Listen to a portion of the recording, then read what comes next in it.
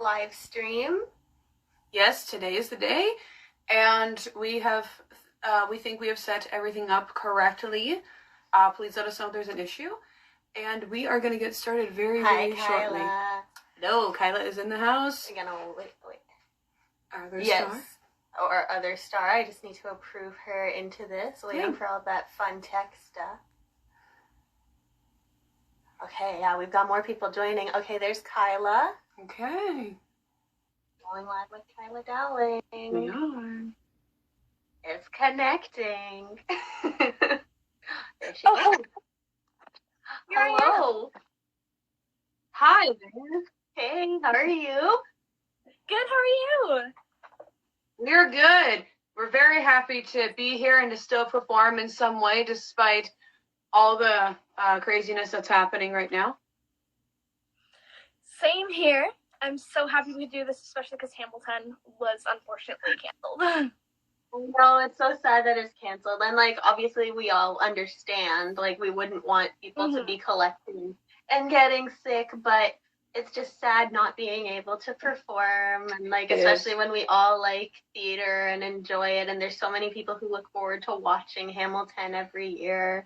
Yeah, to other people who don't know, tonight, approximately now, was going to be when the Hamilton Festival of this year was going to premiere. And unfortunately, it was canceled. So that's why we're doing this today, just to commemorate that. Yeah. So we're excited. There's more people joining. That's great. We'll just give it a few moments to let people join. Yes. So Kyla, what are the Hamilton Instagram has been doing favorite memories from Hamilton. So what's your favorite memory that you've had? That's a really hard one because the entire thing is my favorite memory. I gotta say, during Beep, or before we go on, Meaghan and I would do our Italian runs of it, where we'd go super fast, and we'd end up doing very weird things with specific lines, and it kind of added some levity when it's a really dark show. Kyla's right. Which we will be performing next after A Spell for Schoolgirls. It's just a very sad play, and just to do Italians to make sure we got our lines, I forgot about that. Yeah, we would do the most dramatic stuff with it, like soap opera stars, anything, get really physically into it. And that made it kind of fun, but then we had to get kind of back into the moment. But yeah, I remember that. I've been a part of Hamilton for a while. Yeah, Meaghan was actually in it before I started submitting into the festival. Because how many years is that?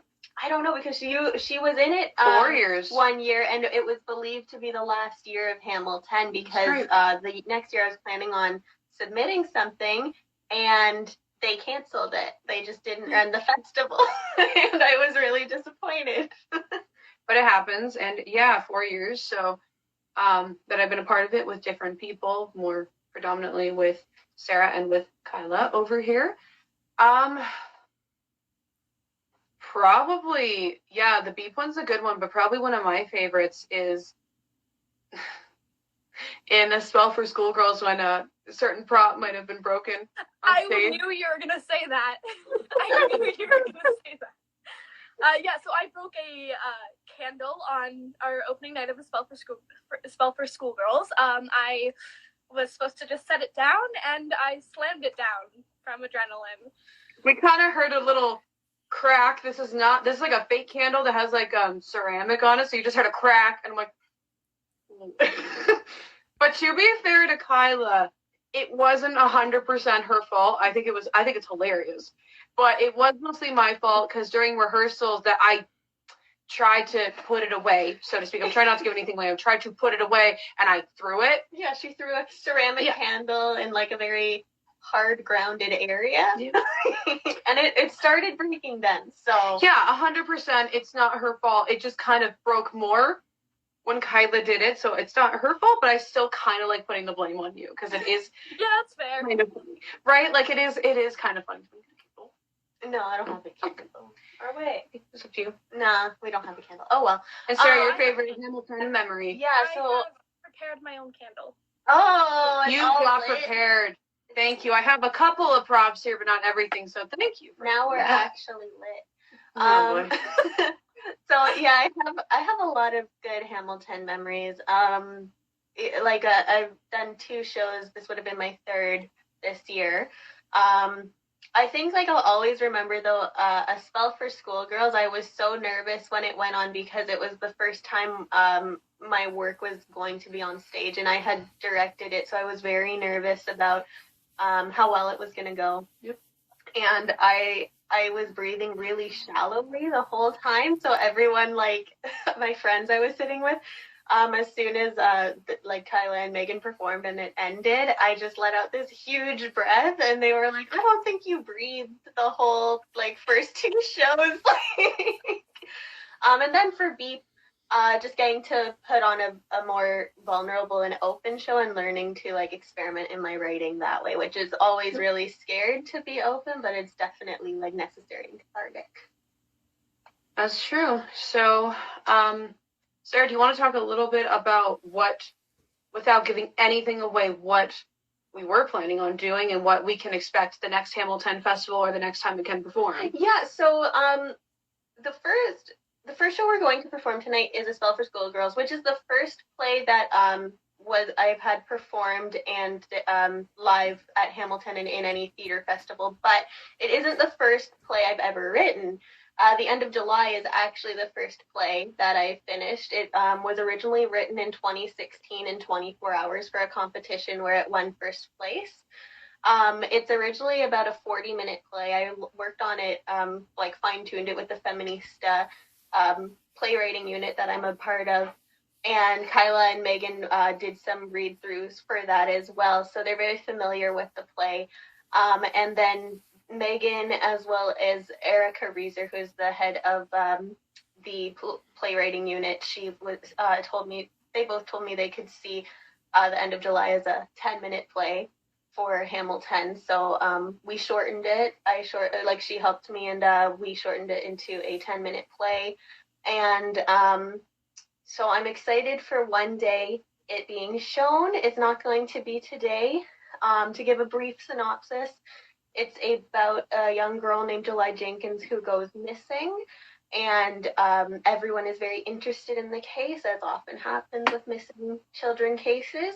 And one woman, Kristen Hendricks, is much more interested in the case than anyone else, but that's because she knows information that a lot of people don't. So I hope to show it to you one day. I hope that piques your interest.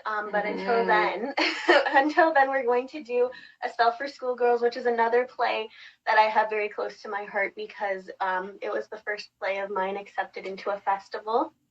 Some interesting history with A Spell for Schoolgirls is that I was not originally going to submit this play into Hamilton. I had written another play before this. It was based off of a short story I wrote called Potter's Field, which it can be read on my personal blog.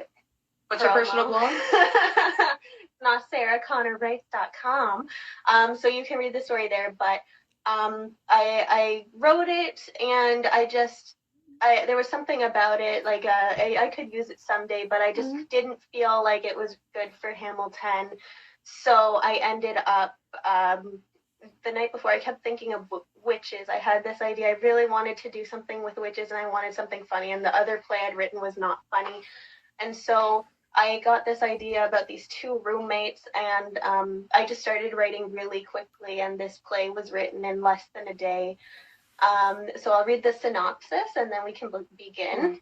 Kyla, is there anything else you want to say before we get started and go back in time to when we performed in A Spell for Schoolgirls? Spell for Schoolgirls was one of my favorite shows I've ever done. Oh, because you were so all great I at gotta it. say, it's so fun. Oh, it's a fun show. And fun fact again is that we actually cast Kyla based off of a video audition she sent us. So we didn't actually meet her until she was cast, and like we were a little scared about that. Yeah, I was worried because it's like you can only only tell so much from a video, but I was like, she's definitely Dora, who Kyla will be reading for today. Meaghan will be reading for Tansy as she performed her in Hamilton. And we'll begin. I'll do the synopsis and then the stage direction. And here we are. People out there, A Spell for Schoolgirls. On a dark night, the teenaged witch Tansy begins a spell to give her answers on her love life.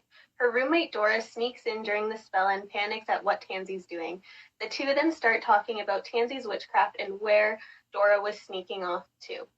The girls then get into a discussion on school, parents, and the expectations put upon them.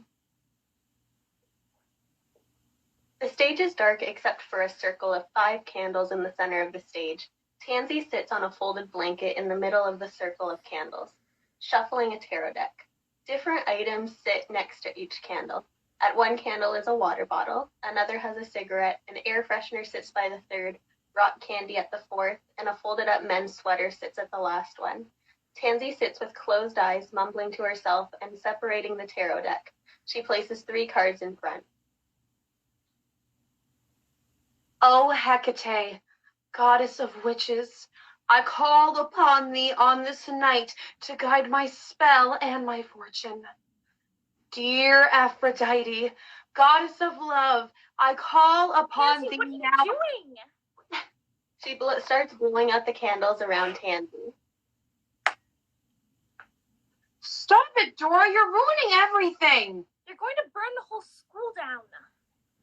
I was asking a question. Dora gestures to the circle of candles.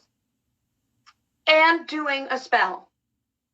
I wanted to know if Luke liked me. Is that desperate? Standing near the Dora stands near the circle cautiously, as if afraid she'll be zapped from some kind of magic. A little. She looks at the cards in front of Tansy. How do you know him anyways? He goes to the boys' school. I've seen him at Mass the past 2 Sundays, and I thought he looked cute. Dora picks up the sweater. Is this his? Tansy snatches it. How'd you get a sweater? Tansy hugs the sweater close to her chest. He left it in his pew one Sunday, and I took it. Okay. I don't know what Sister Agnes would freak out about more, the seance or that you stole a guy's sweater. It wasn't a seance. A seance is when you talk to ghosts, and I'm not experienced enough for that yet. Of course. And my money's on the sweater. When she found out Rosemary and Andrew were passing notes after Mass, she had a hissy fit. She didn't even care that Rosemary was smoking in her room. She picks up the cigarette by one of the candles. Which reminds me, I really need to get this back to her. The circle gone, Tansy sits back on her blanket and looks at her tarot reading, flipping through a book to read her fortune. I remember. Still doesn't stop Rosemary from doing either, though. She's just gotten more creative with both. She peers at one of the objects beside Tansy in her pile of circle stuff and cautiously takes out the rock candy. Rock candy? For my circle, I need different items that represent the 4 elements, as well as an item for what I'm asking a question about. She pulls Luke's sweater over her head and collects the water bottle and cigarette. I needed something to represent Earth, but forgot to go out and grab a handful from the greenhouse after class. And since it gets darker earlier now, I couldn't exactly sneak out after dinner.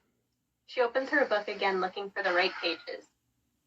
Dora looks down at the messy pile from Tansy's circle. Aren't witches supposed to have vials and potions and things set aside for when they do spells? I'm not very organized. She starts collecting her candles, the water bottle, cigarette, and begins eating the remaining rock candy. Dora picks up the air freshener and laughs. You know what? Air is a very hard element to represent, okay? Isn't air all around us? I mean, yeah, but like you need like an actual physical element to represent it. So this was your best option. You didn't think of perfume or hairspray or something like that? It has the word air in it. Shut up. She gets up and moves her pile of stuff away from Dora, obviously uncomfortable with her looking at it, and puts her stuff on her side of the room. Dora yells over to Tansy as she walks away. Where'd you even get an air freshener? There aren't any stores close to walking distance around here. Rosemary got it for me when her brother came to visit. He's the one who gives me the cigarettes. You and Rosemary are getting pretty chummy, huh? Rosemary's a rebel, and she likes to think that I am too, because I'm a witch. So, Dora, you really believe in all this stuff? Yeah, I've made that pretty clear since I started here. Why all the questions now? Never seen you in action before. Very funny. Now, where did you sneak off to? Silence. Dora moves to her side of the room, uncomfortable. What? Did you really think I wouldn't notice? That I was in too deep of a trance to see that you were gone? Just visiting someone. A guy? Sure. Liar, you're in your uniform. If you were going to sneak off to a guy's dorm or hitch a ride to town, you'd wear something casual. That's what Rosemary does. Well, I'm not Rosemary. I know. Silence again. Tansy flips the pages of her book and Dora puts on a sweater. So, who were you seeing? Just a friend, Abby. We were studying. Abby has the flu. Then I was bringing her soup. You don't have a hot plate. Why does it matter? 'Cause you're lying. Oh, what? So you can read minds now, too? It just makes you more of a freak, you know? That's what everyone calls you. Why are you turning this on to me now? I just wanted to know where you were. Because I have to live with you, okay? I'm the girl that lives with the witch, and I am getting much more popular than I ever wanted to here. And that might be fine for you and for Rosemary, but I don't want people to notice me more than they do, okay? I don't want people talking to me in class and asking what kind of freaky stuff they think you do. I don't want the attention, and I don't want to be a rebel like you two. Dora sits on her side of her room, angry. Rosemary and I saw you and Maggie kissing. Silence. Dora is stunned and looks quickly to Tansy and then away. I don't care, okay? I didn't want to say anything, but Rosemary said that the sisters have been really bad to her since the whole Andrew thing. It didn't stop her, and it shouldn't stop the two of you either.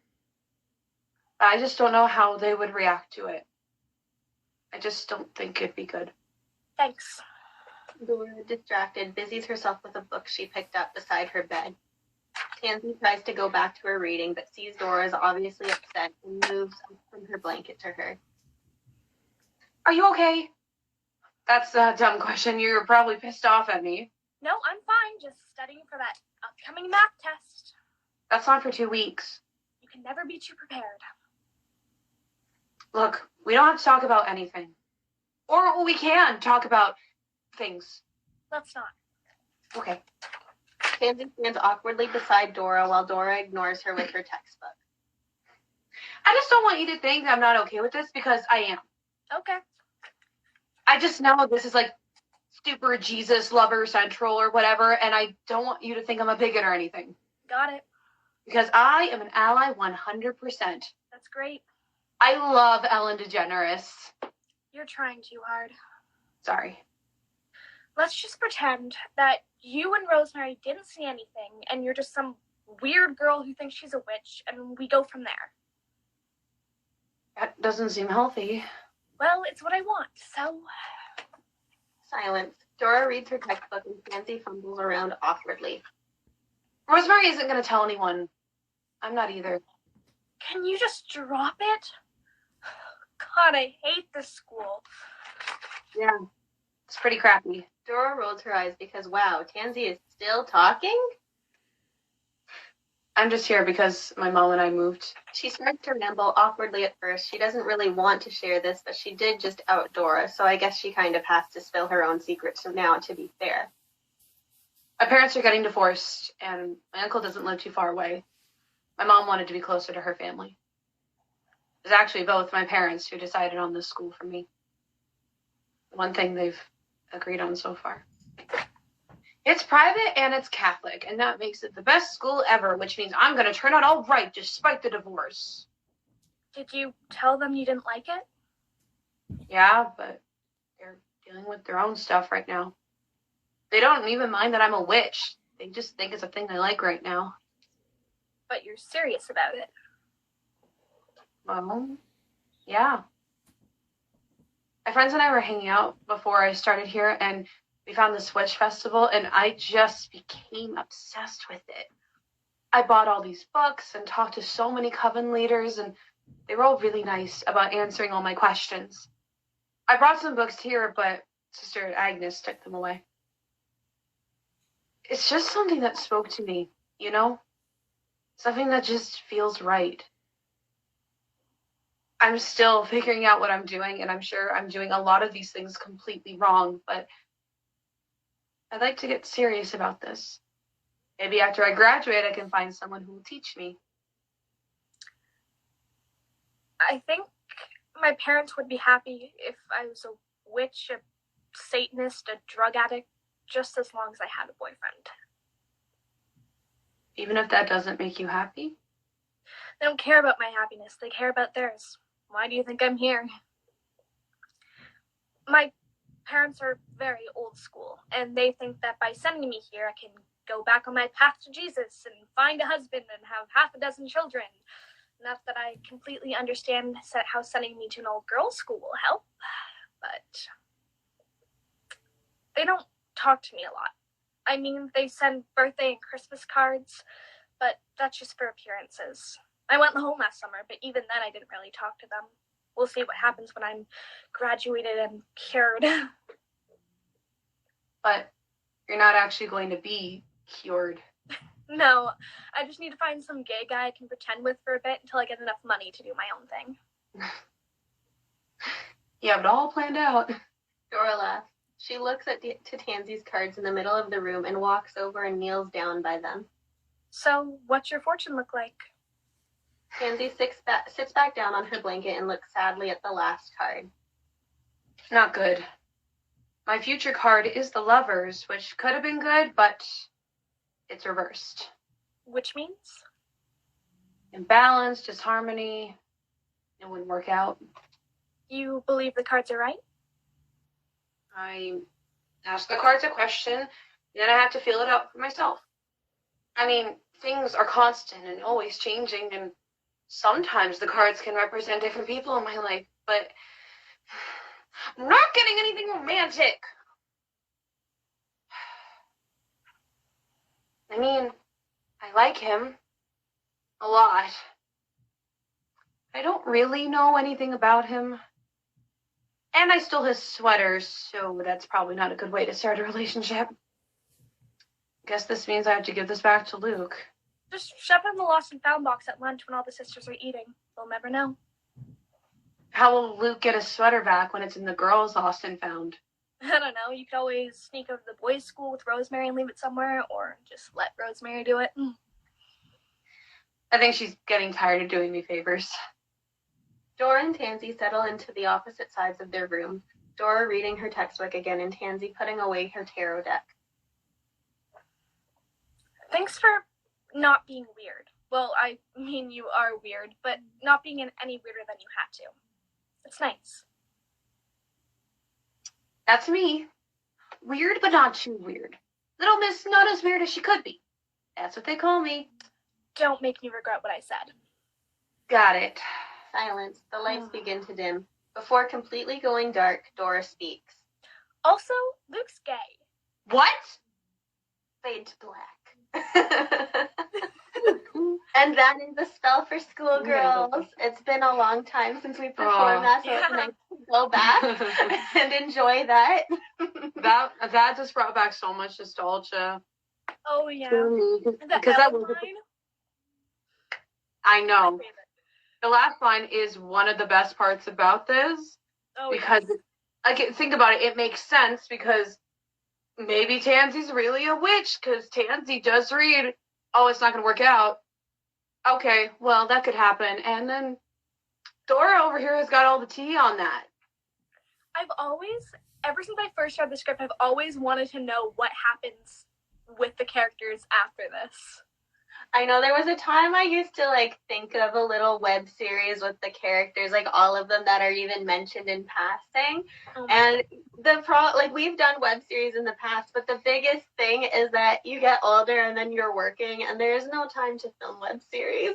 By the way, shameless plug, follow Stuck in a Story Productions on YouTube and check out our 3 web series. They were pretty good, if you say so myself. They were indeed pretty good. I say that as an outside observer. And a tad bit biased now too.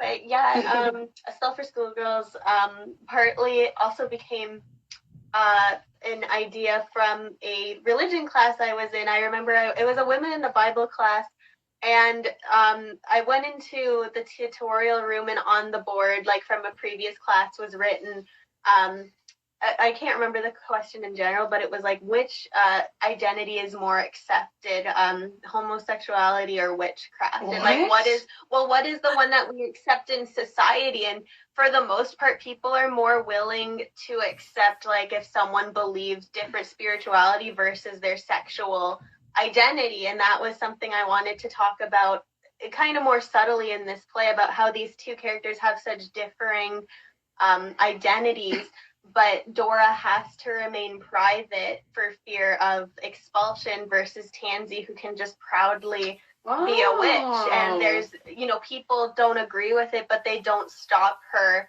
from being a witch. Whereas with Dora, they could send her to another school. They could possibly even do conversion therapy. Like, I don't know what school they go to, but there's a risk in the identities. So that was another thing with a spell for Schoolgirls. I will say I never knew that. Yeah, we surprise to the actors too. I do remember though in my grade 11 class, again we did go to a Catholic high school in elementary, I got a worksheet once that said the difference between worship and black magic. And it was a flip side, and it was like a comparison chart of like, well, worship, you have faith and stuff like that, but black magic is manipulation. And I just thought it was so funny. So yes, people who don't go to like Catholic school, this is what has been taught. This is real. It's a fun time. Okay. And we just want to thank the people who joined us on, who are watching us right now. Thanks for watching the first part of this for Schoolgirls. Yes, we all very, very much appreciate all of your support here. All the names, I see them pop up in the comments, and we really, really appreciate it. Yeah, thank you so much for tuning in. Your minor is in black magic. That's pretty cool. Mine? I really do. I like that. That is. I love magic. I'm very intrigued by that. I want to know what school you go to, and not in a creepy way. You can privately. That is amazing, and I love that. So